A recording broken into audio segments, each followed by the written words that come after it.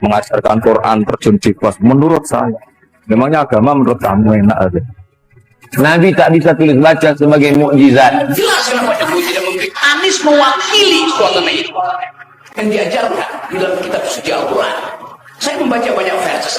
Kita sekarang ada dalam upaya untuk memahami bagaimana mungkin kitab itu diturunkan pada seseorang yang buta huruf. Yang pertama kali mengentaskan buta huruf di dunia ini Nabi Muhammad SAW. Kontradiktif cakap Ustaz. Nabi mengentaskan buta huruf, dia sendiri tak bisa tulis baca.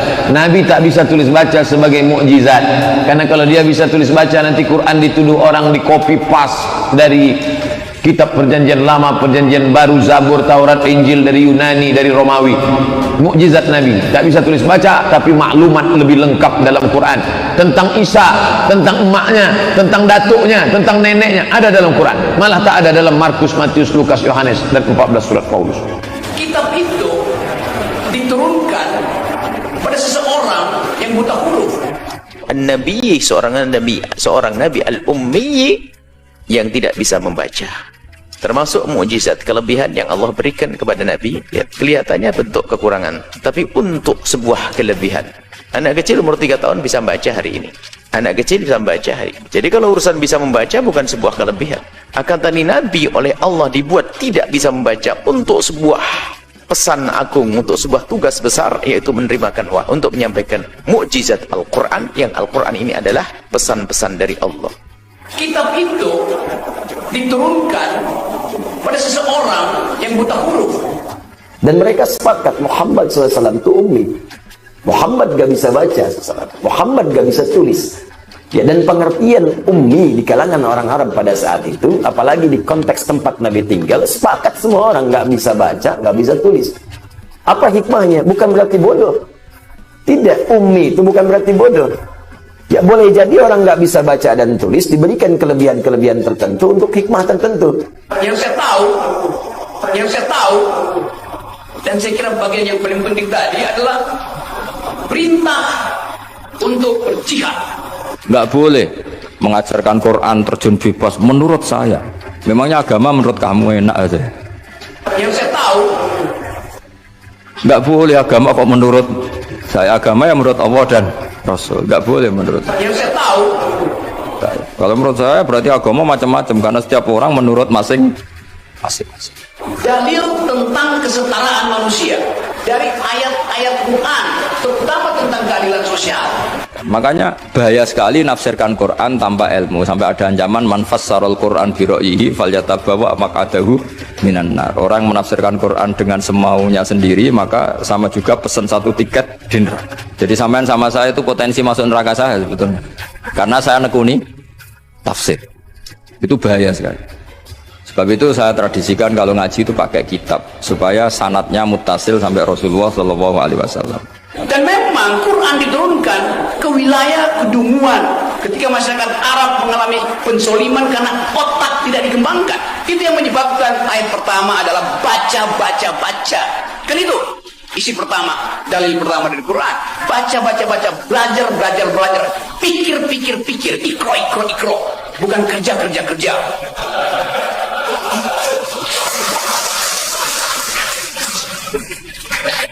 Kamu jangan komentar demikian. Dia itu bisa saja kerja untuk iffah supaya tidak minta-minta orang, itu sunnah saya. Atau kerja untuk keluarganya, untuk ibunya, itu juga sunnah saya. Dan Allah mencintai orang mukmin yang kerja. Faham ya? Artinya Nabi malah membenarkan pemuda itu yang cuek tidak ngaji. Nah, semenjak itu sahabat juga saling kritik. Nah, ini peringatan kayak kiai sing ngaji awan-awan jam kerja. Wong Nabi mawon ngaji sahabat beliwat tenang ditinggal kerja dada. Nabi tenang. Kowe trimo kiai. Jadi nanti orang akan mempersoalkan kenapa Rocky Gerung non Muslim bicara di dalam forum Maulid Nabi. Karena mereka tidak paham bahwa agama itu ada bagian esoteris, ada bagian eksoteris. Tidak ada larangan kita mengambil hikmah. Al-hikmah dhalatul mu'min, dikatakan bahasanya yang namanya kebenaran itu adalah miliknya orang beriman. Ditemukan di lisan siapapun. Bahkan biarpun fi afwahil majalin, di mulutnya orang gila. Nah, tentunya adalah sesuatu yang pasti benarnya, atau paling tidak dugaannya kuat. Dan kemudian tidak bertentangan dengan yang ada di dalam syariat. Tidak bertentangan dengan yang ada di dalam syariat. Cuman di saat kita mengambilnya itu adalah mengambil wajar, bukan sifatnya terkagum-kagum habis-habisan, sehingga malah menjadikan dianya seperti menjadi idola. Nggak begitu. Belajar ilmu ekonomi, belajar ilmu apapun, ilmu arsitek kepada orang kafir sah, nggak ada hubungan. Tapi nanti baru yang bertentangan dengan syariat nggak boleh dipilah seperti itu. Intinya boleh kita ngambil dari orang di luar Islam sekalipun, tentunya yaitu terakhir yang terpenting adalah caranya, bukan kita merendah. Bukan kita menjadi rendah dengan itu semuanya. Karena boleh mengambil dari mereka ilmu, tapi dengan catatan bahwasanya Islam itu adalah ya'lu wa la yu'la alaih. Kita harus punya izzah, kemuliaan kita dengan Islam, bukan kita menjadi rendah, terkagum-kagum habis dengan orang yang tidak sujud. Akhirnya apa? Diam-diam iman kita sudah kropos. Lalu mengatakan Islam ketinggalan, yang maju barat. Dan kita menemukan, karena sampai mengatakan, oh pemikiran istimewa, nggak ada dalam Islam sekalipun. Orang Muslim ngomong begitu. Lalu mengatakan Islam ketinggalan, yang maju barat. Dan kita menemukan, karena sampai mengatakan, oh pemikiran istimewa, nggak ada dalam Islam sekalipun. Orang Muslim ngomong begitu. Acara Maulid Nabi yang menghadirkan Rocky Gerung menimbulkan reaksi yang cukup luar biasa. Salah satunya pengguna akun Twitter @akuatikafaya. Mudah-mudahan tempatnya bukan di masjid. Jumhur ulama mengharamkan masjid dimasuki selain muslim. Apakah tidak ada mufasir untuk mengupas Al-Quran surah Al-Alaq sampai meminta ateis untuk menjelaskan? Sungguh-sungguh kalian kelompok tersesat drone, ujar sang akun @akuatikafaya. Tidak hanya satu, netizen tersebut juga memberikan komentar lainnya. Seorang ulama dituntut untuk memahami asbabun nuzul dari sebuah ayat atau surah Al-Quran agar tidak keliru penafsiran. Ulama juga dituntut mengerti sanad sebuah ilmu agar jelas bahwa ilmu itu bersumber dari Rasulullah. Kadrun memang benar-benar kaum tersesat, ya Rob ampunkan mereka, ujarnya dalam sebuah tambahan tweetnya lagi. Terakhir dalam cuitannya ia mengatakan hanya orang bodoh yang belajar Al-Quran dari orang yang tidak beriman kepada Allah dan Rasul. Hanya orang bodoh yang belajar Al-Quran dari orang yang tidak beriman kepada Allah dan Rasulnya, ujarnya dalam sebuah cuitan Twitternya. Kemudian selain itu ada Fahri Hamzah yang juga memberikan komentarnya mengenai apa yang dilakukan oleh Rocky Gerung. Ngomongnya seperti yang paling paham Islam, padahal setahu saya Rocky bukan muslim, koreksi kalau salah. Tapi kenapa nggak ada yang teriak penistaan? Iya, karena yang biasa teriak penistaan itu juga pendukungnya RG. Berjihad artinya mengucapkan kebaikan, berjihad artinya menghalangi keburukan dan mengupayakan tidak bertambahnya kejahatan.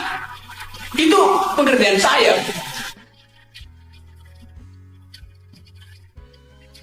Itu pengertian saya. Tetapi justru konstitusi itu yang sekarang sedang dipermainkan oleh seseorang untuk memperpanjang kekuasaannya. Kalau keadaan sekarang namanya sotok, sok tahu tapi otak kurang. Tapi orang akan tanya di era siapa ada kemiskinan, ada disparitas, ada stunting, ada kedunguan. Di era Presiden Jokowi itu faktanya. Jelas kenapa Jokowi tidak memberi keadilan sosial. Anies mewakili suasana itu. Doktrin sosial Islam adalah kesetaraan manusia, bahkan kesetaraan antar makhluk, penghormatan antar makhluk. Orang Arab tidak lebih tinggi dari orang Yahudi.